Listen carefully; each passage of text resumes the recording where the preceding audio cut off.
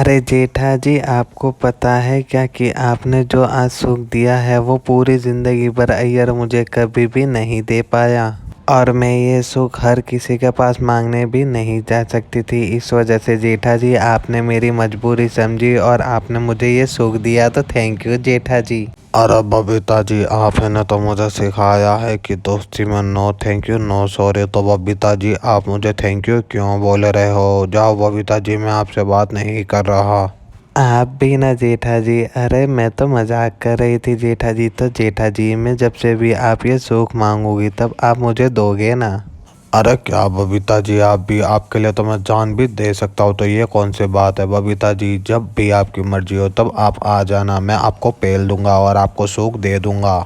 हे माँ, माता जी, बबीता जी और आप एक साथ पलंग पर क्या कर रहे हो? मैं तो लूट गई, बर्बाद हो गई। बापूजी देखो, ये आपका बेटा क्या कर रहा है। अरे ए दया, अक्कल वगन्नी डोबी, पहले बात तो सुन मेरी, बाद में चिल्ला। अरे बापूजी को क्यों बुला रही है? पहले हमारी बात तो सुन।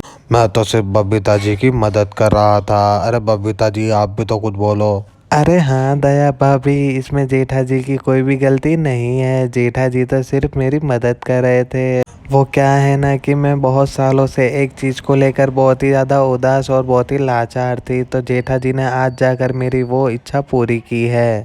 अरे ऐसी तो कौन सी तुम्हारी ख्वाहिश थी बबीता जी कि आपको मेरे पति के साथ बेड पर एक साथ सोना पड़ा? अरे दया भाभी, वो क्या है ना कि जेठा जी तो सिर्फ मेरा माप ले रहे थे। वो क्या है ना कि बहुत सालों से मुझे मेरे माप की ब्रा नहीं मिल रही थी, तो मैं बहुत ही निराश होकर और बहुत ही लाचार बनकर घूम रही थी। लेकिन जेठा जी ने आज मेरा माप ले लिया और कल मेरे लिए मेरे माप की ब्रा लेकर आएंगे। इस वजह से हम दो एक साथ बेड पर सोए हुए हैं दया भाभी।